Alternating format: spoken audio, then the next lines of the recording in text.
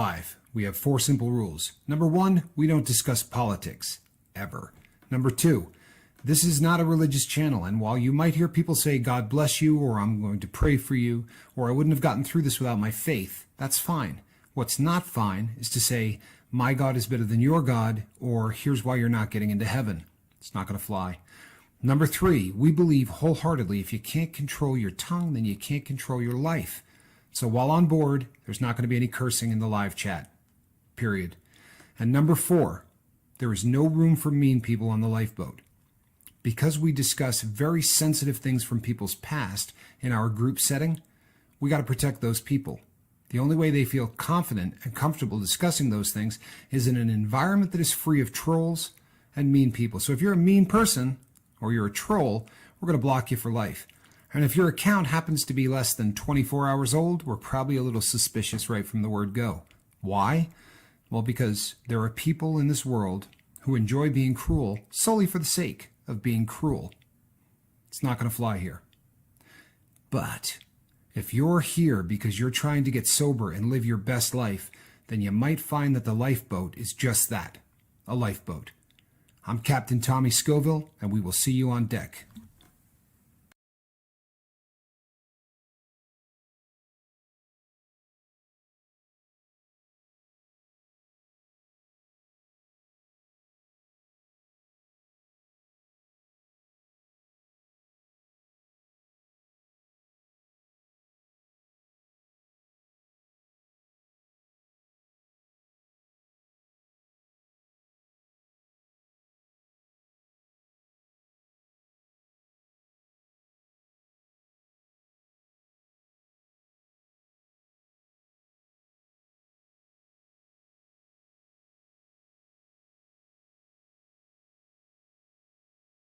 Sober life and enjoy yourself.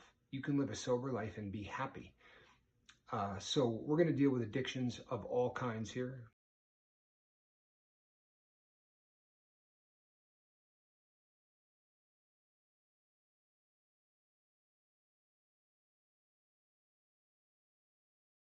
Yeah. Hi everybody. There we go. Now I'm muted. Now I'm muted back. But I am back in the cabin. Got a lot of emails from a lot of people.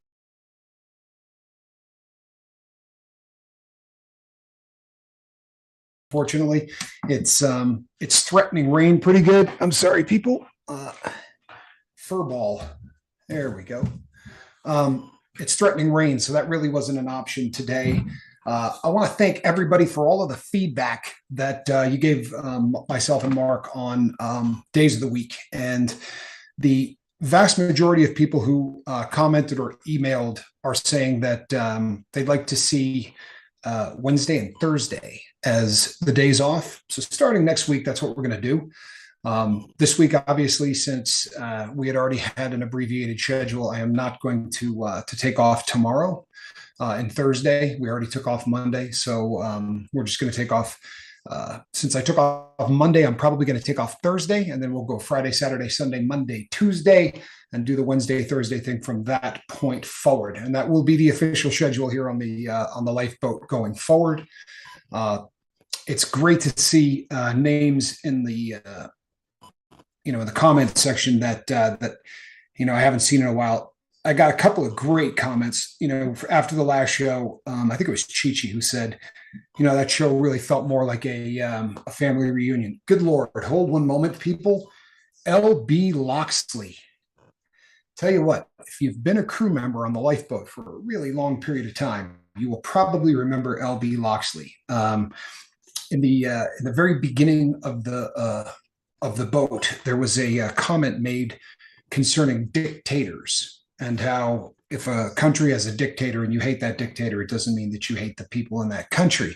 And it was in reference to the fact that, deep in the life, when you are really addicted, the drug acts more like a dictator than anything else. And very often people tend to lose sight of the fact that drug addicts are victims.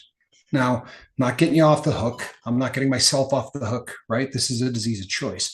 But nevertheless, I don't think that that addicts should be vilified. I think that when you're in the life, I think pity is probably a better emotion than anger or anything else. The lock them up and throw away the key thing has worked so well up to this point that I don't know. Seems like a very logical thing to maybe give it a different approach, and that's what we're doing. But LB Loxley, it is so cool to see you here, man. I have mad love for your brother. I really do. I also believe that, if I'm not mistaken, I saw Niall Parkinson in here. Did I not? Yes, I did. Niall, it is a pleasure, my friend. And if I'm not mistaken, this new time puts you somewhere around midnight, does it not? It's I'm not exactly 100% sure, but I know that it's earlier than it was, right? So it's we used to talk to you very much in the middle of the night. So it's really good to see you here, my friend. I'm glad that you're here. I'm glad everybody's back. I really am. We had talked about doing the anniversary show, but something happened today. That a couple of things happened today, and I want to talk about them. And it's going to end up. I mean, it's going to come as a shock to you, especially if you've been on the boat a long time. But once I get rolling, sometimes I take up long periods of time when I talk. No, I do. It's probably going to be one of those things because there's a lot to talk about today. I have a lot that I'd like to unpack, so to speak, and so that is coming. Mark and I have that, and we really want to get on it, but this may not be the show for it. M. Hunt says, "Hi, Captain and crew. Another night without the poison. I'm lifting weights instead of drinking." M. Hunt, I'm glad that you're here because, as I said, there's some things that I would like to unpack. One of them has to do with M. Hunt, and I don't put people on blast, and I don't try to do anything that's that really sort of is a breach of two people talking or anything like that. I don't want to put anyone's personal life out there, especially if it's not something that I've discussed with them in advance. But this is an email that I have to read. There's no other option because it has a lot to do with everything that that I want to talk about today. But I got an email from M. Hunt, and it was absolutely incredible. It really was. And he and I email each other fairly often.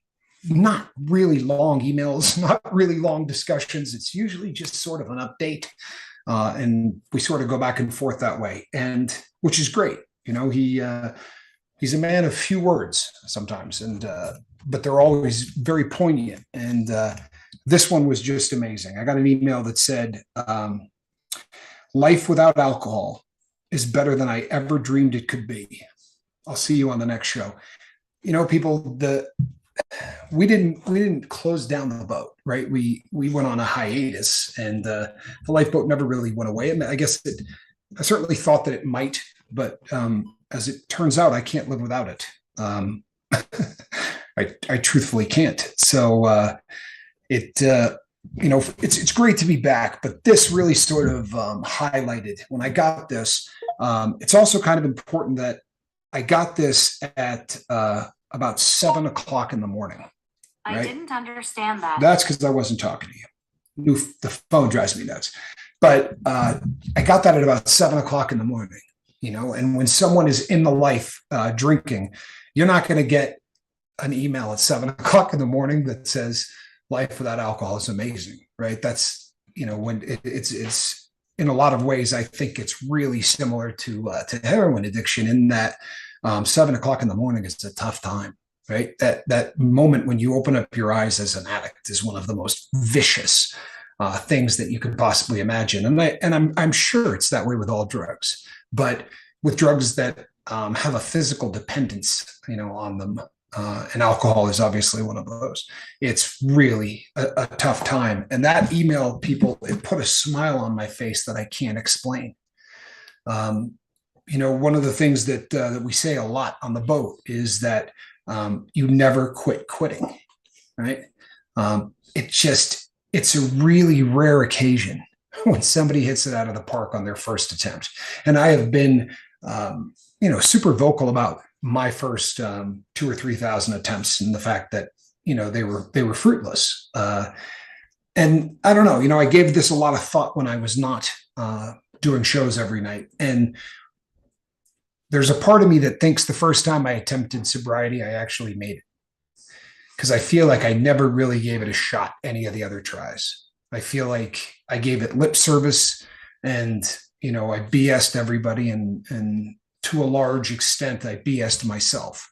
But the first time that I really, said, this is it and I'm going to attack this and this is going to be the rest of my life. This is not going to be, I'm going to get sober. I'm going to change my life. I'm going to live differently. And the first time that happened, that was really that was the attempt, so to speak, that brought us here right now, kind of brought us together. But I remember sending back an email to M. Hunt that just said, I can't remember a buzz that I had in my life that felt better than that email. And then that is truthfully from the bottom of my heart. That really feels better than anything I can imagine. The major says, especially when you're gagging and shaking, not going to lie, it's awful. And he's right. And I know so many of us have been there, but that to wake up without that is just one of the most beautiful things. Sam Hunt says, when I say I feel good, I mean that. I literally feel like I have a new human body. You do. And the best part of that is you got a new human mind to go with it, which is really, I think, an added bonus. One of the things that you notice really quickly when you get sober, probably before you notice anything else, the body, is really a huge thing. That's all of a sudden you start feeling healthy and, you can take deeper breaths and everything just feels, you feel like you got a brand new body. The longer you're in that sobriety game, the more you realize that the larger change is going to be between the years. Just how everything in life is different because of what you've become. And that's just such a beautiful thing. It really is. Niall says, we all have a time when we wake up, no matter where we are. For me, it's 4:17 a.m. I guess that represents the loneliest period of my life. But now it's an old friend. I just go back to sleep. I get that. That's beautiful. Hey, Caucasian Sasquatch. Good to see you here, my friend. Glad that you're here. Boy, the gang is all here tonight. That's awesome. The new time slot, I've gotten a lot of positive feedback from everybody. Everyone seems to be a lot happier with the 5:15. I mean, the 5 o'clock rather. I looked at the clock right as I said that. With the 5 o'clock time, I think it probably works better for us as well. Certainly it's going to be better for Mark and his family because it's an hour earlier, and it sits me down at a more decent hour when I actually want to eat something too. It gives me time to prepare a meal instead of doing it at 7 and eating at 8. I'm eating at a better place. So because they're right before we took a break there. I can't tell you guys. He was hungry at the end of the stream almost every day, so he was like, boom, boom, trying to go eat.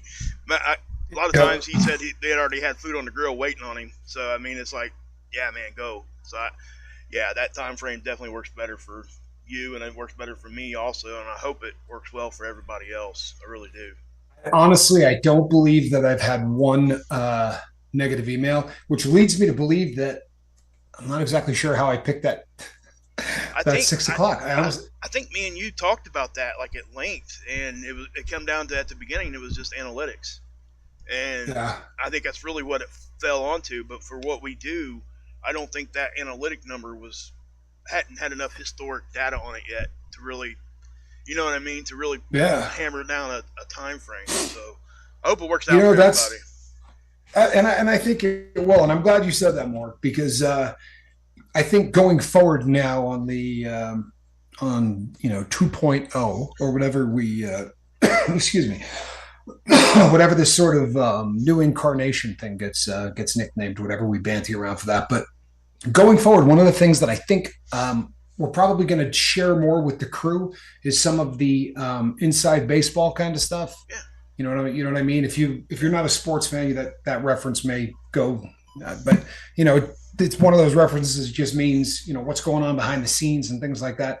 Right. That's one of the things that I think is kind of important to share. I think a lot of times, unless you're into YouTube, there's a lot of things about YouTube that are somewhat bizarre Hard to and maybe a understand. little, yeah, or maybe just a little illogical. Yeah. And I got as an example right before we took a break.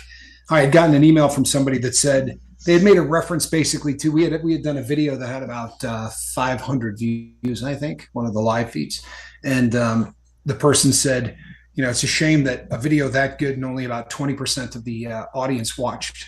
and, and I remember talking to Mark about it, and for us, we were like 20%. Like, you've That's a got to be big kidding. number. Yeah. That's a big number, and I think a lot of times, those kind of things kind of get lost in the shuffle. Right now we're probably in the close to 10% of the people on the boat actually catch the lives, whether it's live or on replay. And people, that's awesome, It is. right? I mean, if we could maintain 10%, we would be the happiest campers in the entire world. But so there'll be some stuff where we sort of do some of the inside baseball stuff, because I think How many it really is your boat. It's not a cliche. Go ahead, Mark. how many channels are there now? Do you know? I mean, it's like 50, 59 million or something like that. 58 and change. Yeah, it's almost 59 now. So if you guys kind of put that in perspective, that's how many channels are out there putting. Not all of them do content, but a great amount of them do content. So there's so much to choose from. So I know on my own subscription list, I have to go through it myself sometimes and be like, I haven't watched that in 3 years. Unsub. It's one of those things that happens. So you got, I mean, I think it all that big huge million number really puts it in perspective for people. Yeah, Because if you got a million subscribers like these bigger channels, you get 10% watching. How many? I mean, think about that. What's that? 100,000? it is. That's 100,000 views on a video. Yep. That'd And be one hell of a live feed, wouldn't it? oh my Hey, god, let's just say hi to everybody here. it's Start ticking down through there's the no list. way, and that's There's no exactly, way. and that's we, and even as small as we are, we actually found ourselves in that position that we were trying to do a lot of stuff, right? And our channel was growing, so it really put a little bit of strain there, and that's just speaking to the overall size of YouTube together. And it's not a bad thing, is what I'm trying to say. It's just a natural thing for YouTube. And I think you're dead on when we want to share stuff like this with the crew. And we can even because a lot of channels, guys, they'll put out 16, 15, 16-second shorts of just stuff like that. Like, hey, we're doing this because of this, and it's a short. You guys, you click on it and look at it. But for what we do, we're probably just going to share here on a live stream. I get it. But as we go bigger and stuff, hopefully as it grows bigger, we'll be able to get into stuff like that. There's a lot of ins and outs with YouTube, and I think I was fortunate enough to have a couple years doing a channel on my own with no help, right? And Right. it really, you kind of get thrown into it. And I think sometimes, at least for me, that's kind of the best way for me to learn. I'm going to make mistakes, but once I make that mistake, I'm not going to make it again. I'm going to remember it. And and that's kind of what the call-in show we're going to do. We're just going to have to jump into it. Something I figured out, everybody does it different, and Right. and we're going to do it different probably. So I mean, Yeah. we just got to figure it out for ourselves, and that is the road. Mark, Yeah. the crew is saying, can you turn your volume up just a little bit? Yeah, Okay. I didn't see him here. Let me. So we get 5x5 on both ends here. That would be, Are you guys the good now? Just somebody give me a 5 for 5 if we're okay. Jerry Gator. Good to see you, man. Really good to see you. Yeah, I'm glad you brought that up too, because I spoke real briefly on Monday about this, but Mark and I are kicking around some things that because there are literally probably 100 different ways that this can be done. There are so many different ways to do call-in shows. There's the 5x5s. Thank you, gentlemen. And lady, I'm of the firm belief that we're going to get more honesty. We're going to get probably more action, and we're going to have a group of people that are far more comfortable if you're either looking at me or you're looking at Mark or you're looking at me and Mark, but you're not necessarily going to have your face up there. I like the anonymity. There are going to be people who voices alone, they're not going to be comfortable putting their voice up, and I get that. But I think that because of what we discuss, I don't know how many people, especially in the beginning, like, in the very beginning of my recovery, oh, God forbid someone would say, well, he's trying to beat heroin. You'd be like, oh my God, I can't believe you said that out loud. Right. In the beginning, there's a shame that goes with recovery. And one of the beautiful things about the lifeboat is that it doesn't exist. Right. We don't allow any of that crap here. Right. But just ask Flayman. He'll tell you. Right. Flayman will let you know. But the beautiful thing is that if we keep it just to voice, there's still that anonymity. For someone who's really new in the game that has a question about, let's say they're in the process of detox and they would like to talk about the different ways that they can, lessen that, or some of the medical assisted treatments. We don't know what these people do for a living. Right. You know what I mean? You could have a cop, you could have a school teacher, you could have. So the last thing in the world I want is to put somebody's face up here that, or scare someone away from asking that question. So I think that that's my personal opinion, but please, people, be willing to weigh in on that. Yeah. And I definitely would love to hear some opinions on that. And, and I think that, if we do, me and Tommy's talk technical stuff in the background, I'm not going to go into that, but I think there's a way for us to give somebody a choice, whether they want their face there or just their audible. But, and again, I'm not saying that that's actually going to happen. We have to, there's going to be growing pains. I'm going to jack it up. I'm telling you guys right now. It's going to be a learning process for me. I've never tried to do this. I could bring people in for an interview, but it's not the same.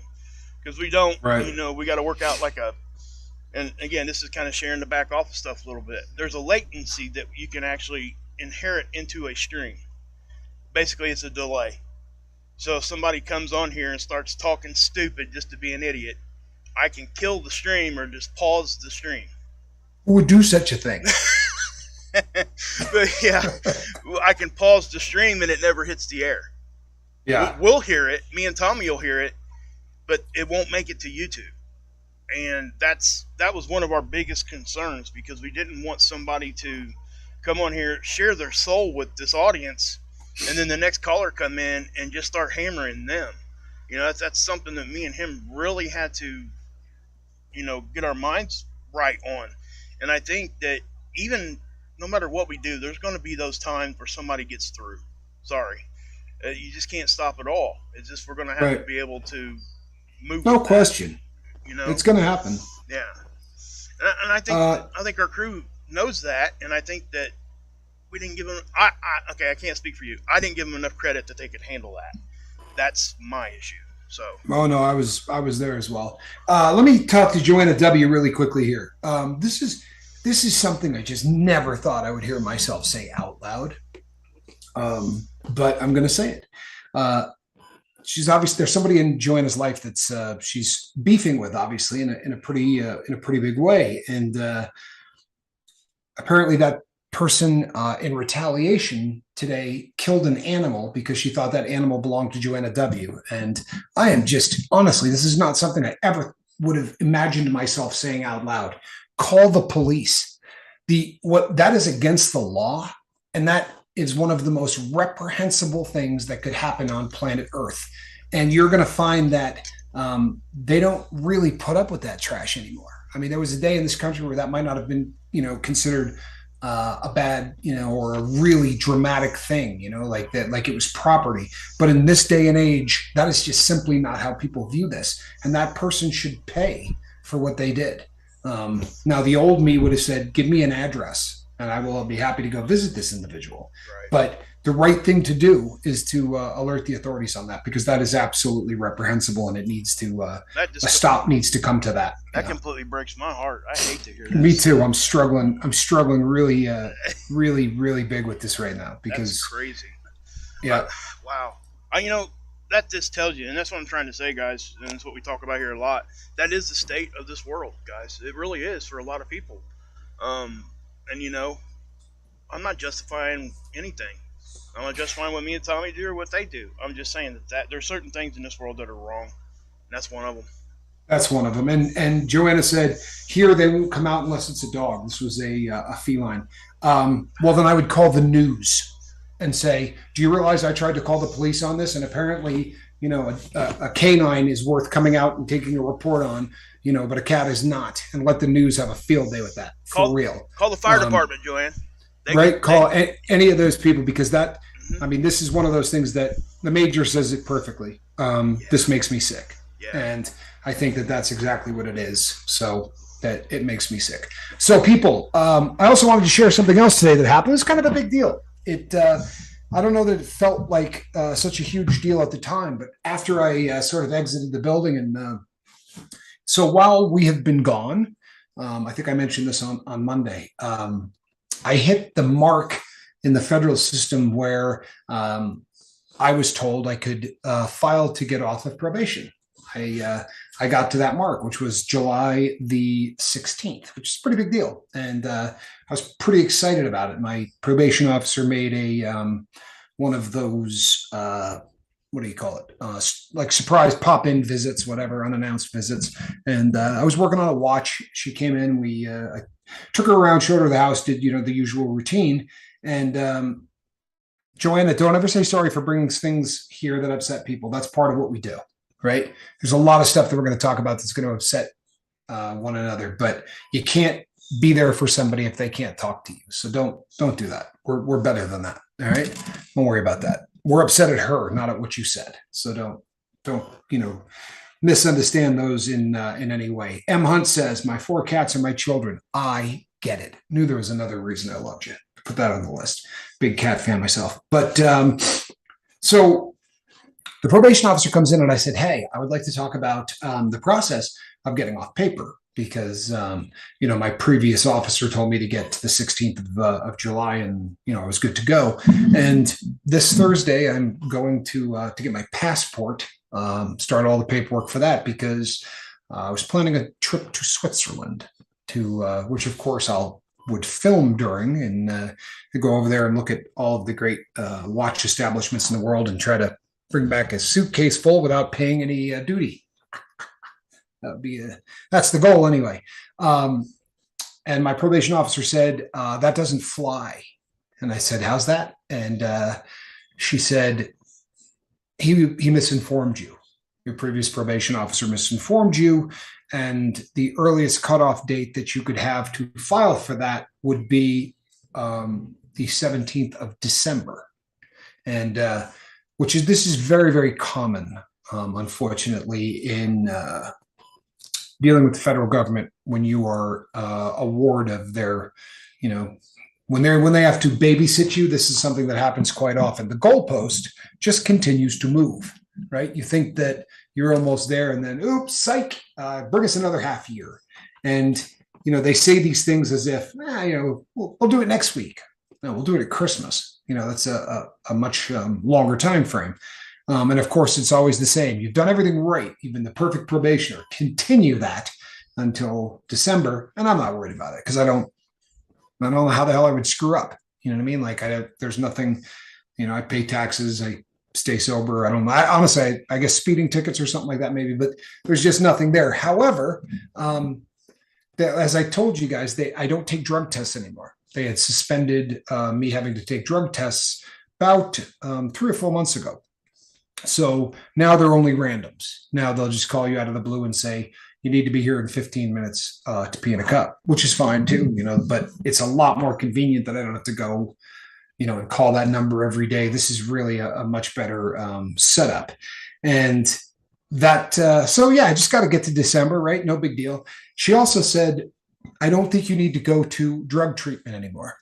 Now, for those who have been on the boat a long time, I've been going to drug treatment forever, right? I mean, it's October of 2020, right? I've been going to drug treatment, and weren't you in a class when I called you earlier?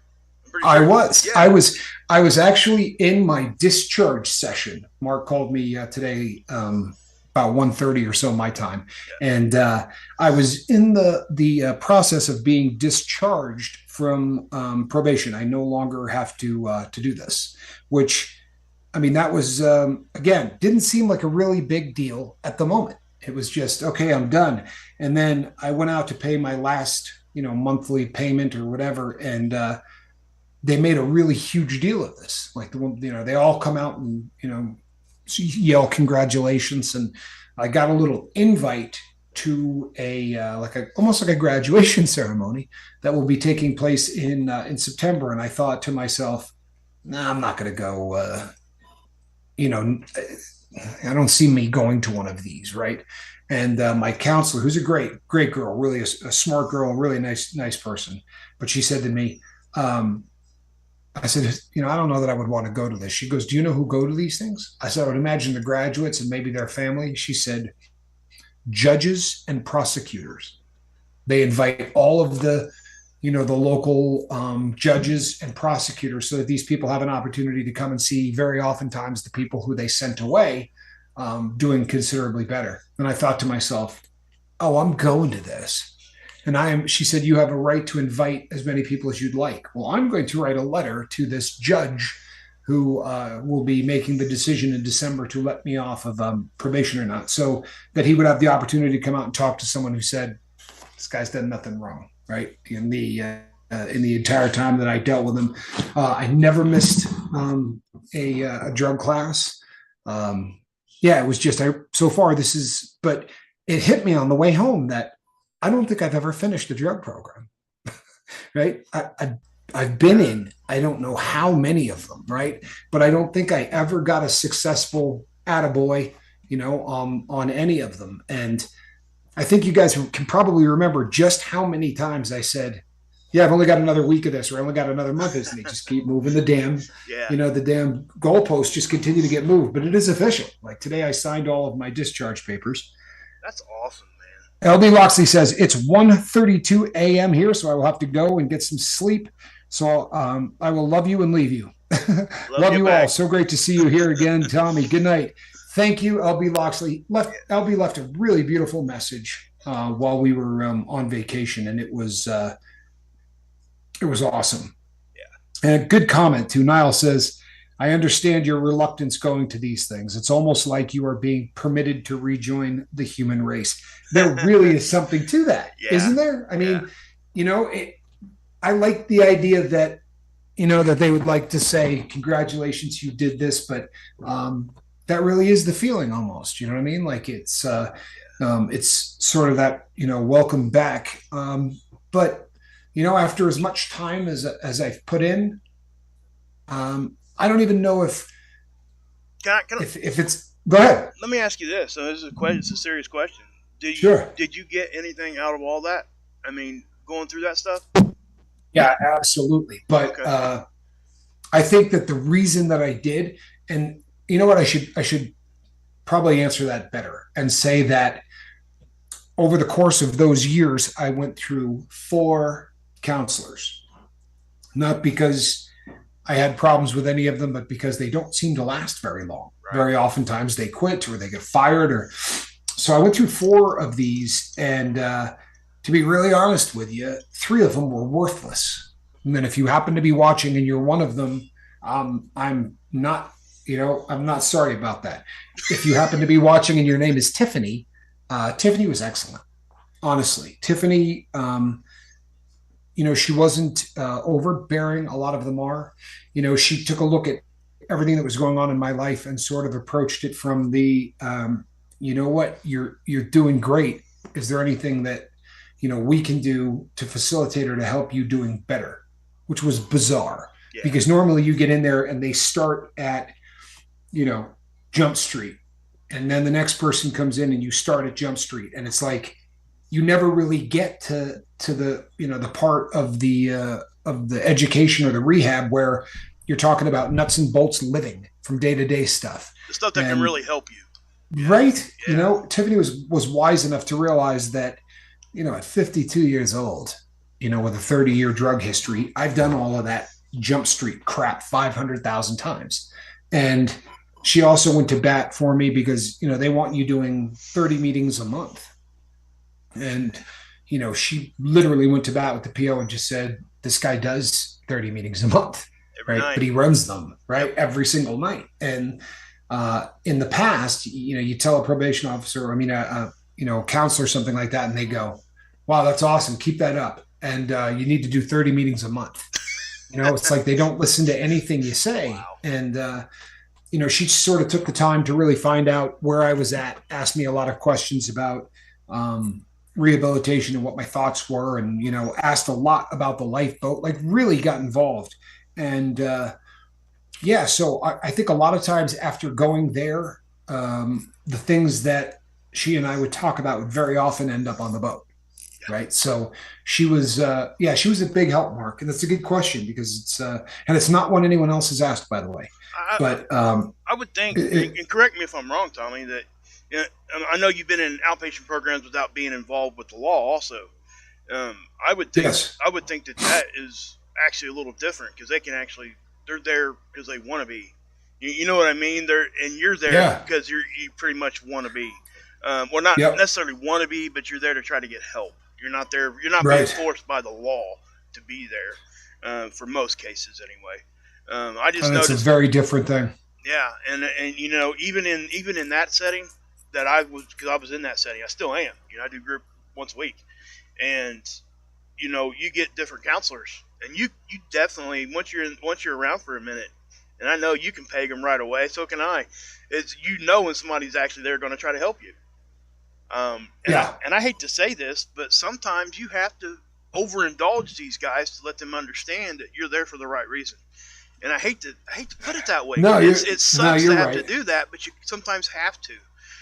Not always. Okay, sometimes it just clicks, and where I'm at right now, everything just clicks, right? And I feel so fortunate right now. But counselors, I like to say that they have probably one of the hardest jobs because no question. Because they're looking at you, they're looking at me, they're looking at whoever else is sitting across the desk from them, and they're trying to figure out, is this guy BSing me, or is he really trying to want help? Because they don't want to waste their time, just like we don't. And I just think it would be a hard thing, man. I agree with you. Quick shout out to Sig Sauer because he said he isn't going to be here long, so I'd like to say hi to Sig. Sig, I'm glad you're here. Mark, this is interesting, and this was something else that I wanted to bring up. The major said, I think it's awful that you're forced to do this instead of it being voluntary. If you're a probationer with the federal government, so meaning that you've just gotten out of prison, it is across the board, unless by some chance there is no element of alcohol or drugs anywhere in your case, but that might be 2%. Right. I'm not being funny. About 90 some odd % of people have some drug or alcohol element, whether, they were dealing drugs or whatever, or you robbed a bank to go get heroin. Right. There's an element of drugs in there. And that's one of the reasons. And I agree. I think it's better off if you're not forced. But this was an interesting thing, too. Today, my counselor said to me, be honest. How are you doing with drug tests? And I said, I don't take them. And she said, well, you told me you were on, and we haven't met in a couple of months. And I said, maybe we haven't spoken since, but I'm on month 3 of not having to go and take tests. My probation officer said she doesn't feel the need for me to do it anymore. And she said, oh, that's great. She said, because did you hear? And I said, did I hear what?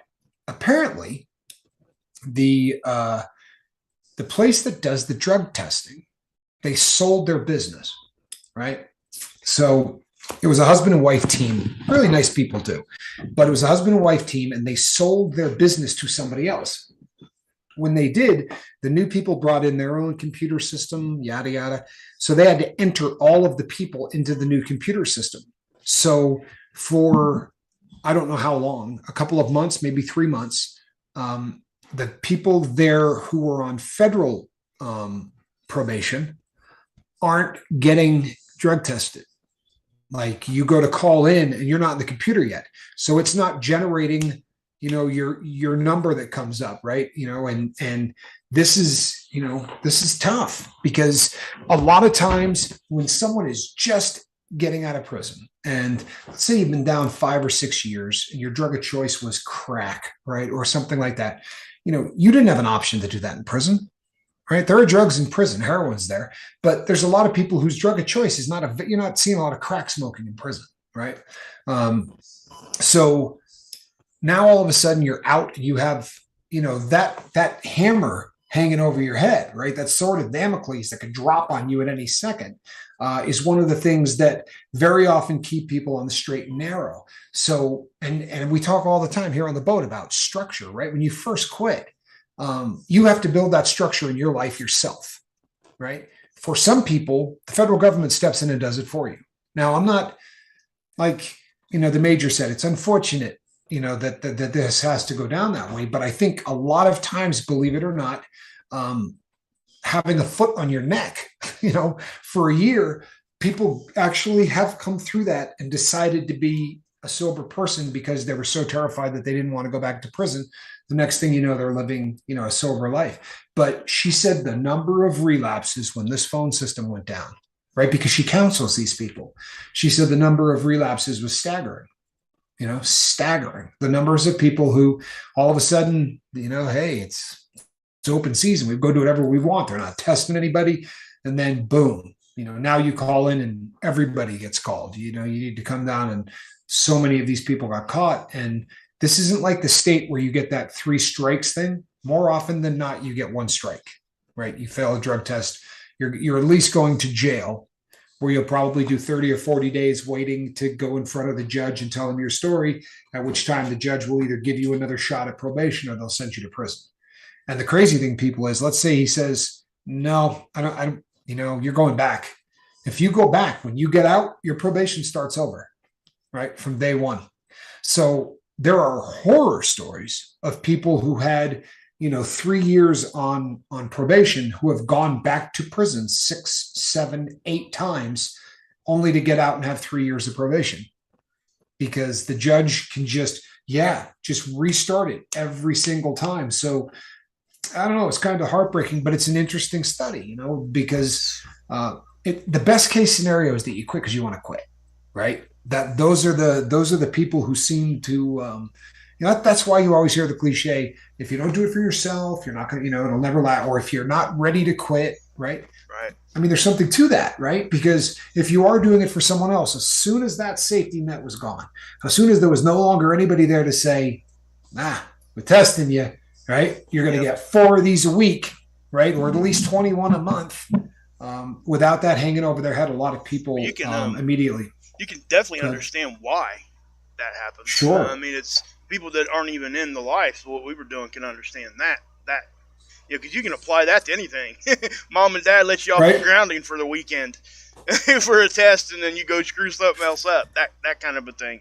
But this is or really, they go out of town. Yeah, and this is really interesting for me because, and I'm glad you're sharing these kinds of things because when we first started the boat, this is something we kind of avoided, was talking about the prison stuff a whole lot. Remember, we really wanted it to be all inclusive, so we were trying to do that. And I think I know nothing about prison, and this is really it teaches me something every time you talk about this stuff, and it makes sense because if you think about what you said a minute ago about how many people that are in jail that are there at least at some point in their life had a drug issue. It's like 98% or something. Ain't what you said? So it's like really high. Yeah, it's above 90. Yeah, it's like a really high number. Above 90. A really high number. Yeah. So, I mean, I think that is a great point that people have to understand. That, when you start breaking laws, sometimes it ain't because you want to break a law. It's because you're trying to support your drug habit. And it happens a lot. And that's something I've learned from listening to you. That never hit me until... I think, I'm glad you brought that up, because I think this is something that the general public probably misses.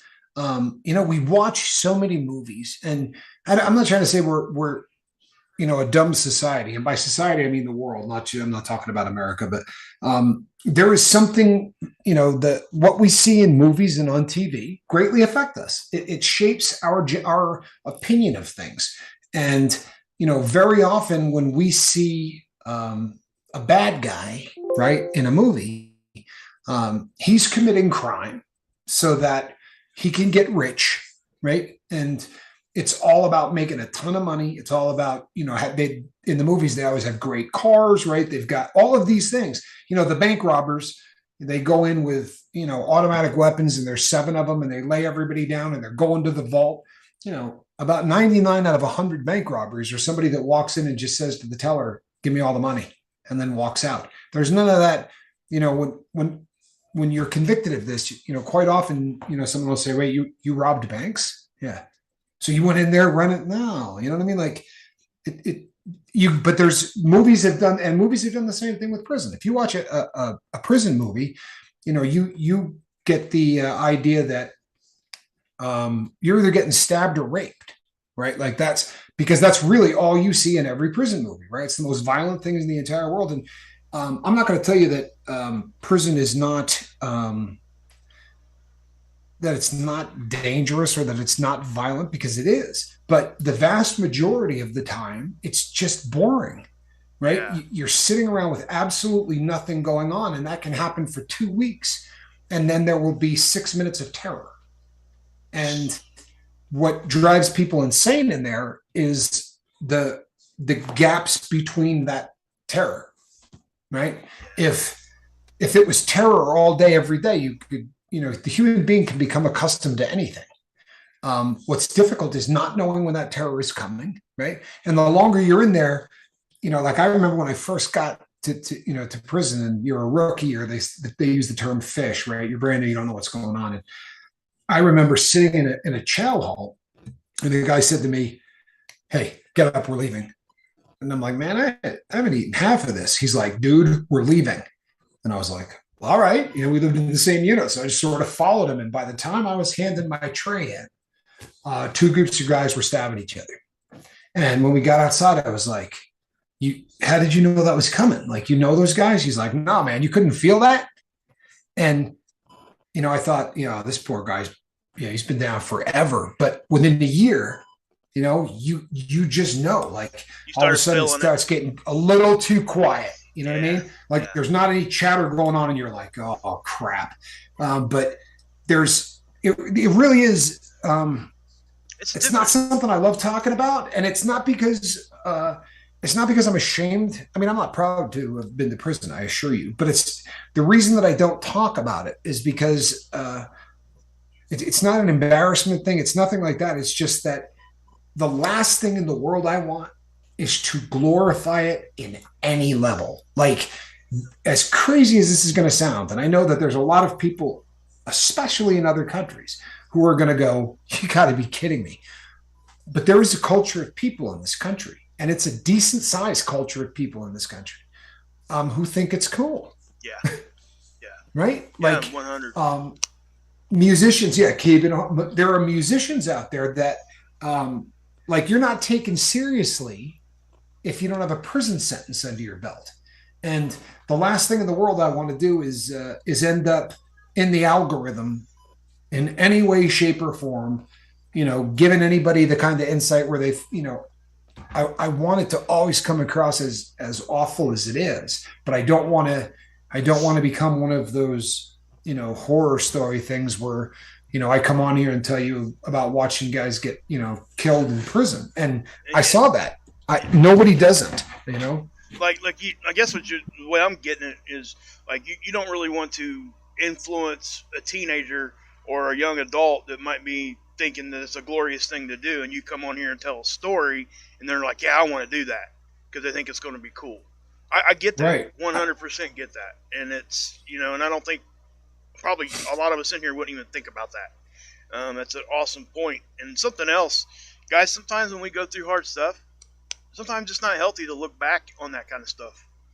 Tommy's got to stay healthy in his own mind, and so do I, just like you guys need to. And there's certain subjects, because when I talked about my suicide here on the boat about a month before we took a break, you could ask Tommy. That hit me in the gut. It really did.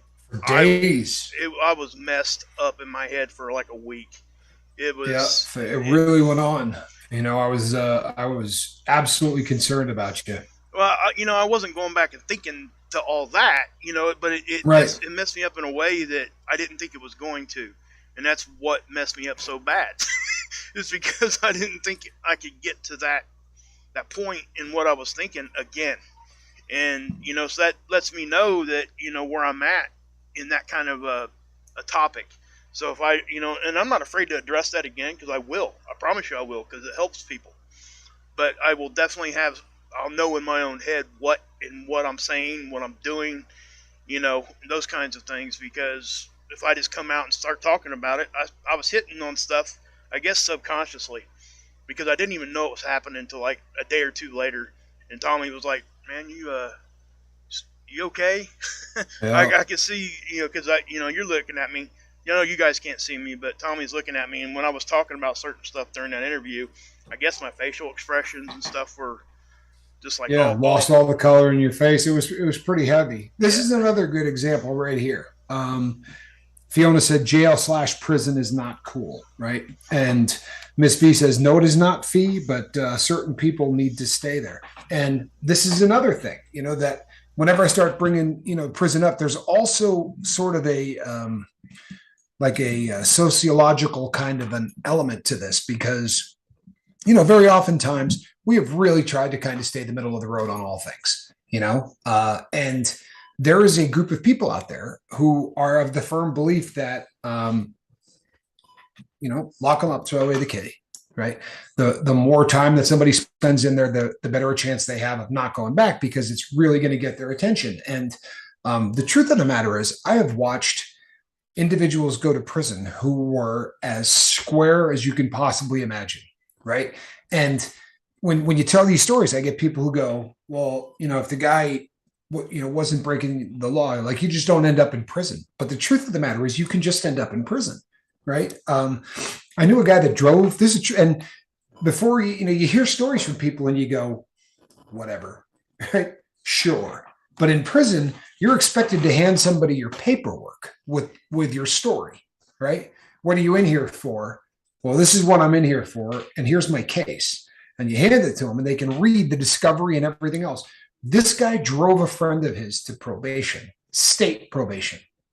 And the kid went in and we got inside. He refused to take a drug test. He didn't know it was coming. And he said, look, I'm not taking it. So they went outside to search his car. Not his car. Someone else drove him there. You understand? But he goes outside, and the next thing you know, they are searching the car, and they find under the seat 4 ounces of methamphetamine. Well, here's the problem. The meth is under my friend's seat, right? He's not the guy on probation. So the guy who's on probation says, it's mine. Anything in the car is mine. Figuring, I had this guy drive me down. I'm not going to get him in any trouble, anything like that. So the feds come in and say to him, all right, you're looking at going to prison because this is above X number of grams and yada, yada. Thank you, Fee. And I am rocking the hat. So what these guys end up doing is something about that they call ghost dope, right? They said to the guy, well, where did this dope come from? Okay, well, I got it from Mark Wages, right? And I've been buying an ounce a week from Mark for the last 6 years. They take 52 weeks, multiply it by 6, and come up with that number of ounces. Now they're charging you on one person's word, right? So this guy ends up getting charged with 20 some odd pounds because they had 3 different rats who all said they were buying 2 ounces a week from him. Ghost dope. He didn't get caught with anything personally, nothing, right? But he got put as the dealer. The next thing you know, they said to him, you take a deal right now and we'll give you 10 years. And he said, you have bumped your head. You didn't find the drugs you found were on him, right? You went to my house and searched, you found nothing. I'm going to go to court and I'm going to beat this. You got 25 years. Oh my God. For ghost dope. So What you find when you get in there is, you take people who end up, now that could happen to be a drug dealer, but you see guys end up in there that just aren't hardened criminals by any stretch. Guys that grew pot, guys that did, they're just not, they just got high or whatever. Now you're surrounded by hardened criminals, crap loads of them. Yeah, maybe they were defending a family member.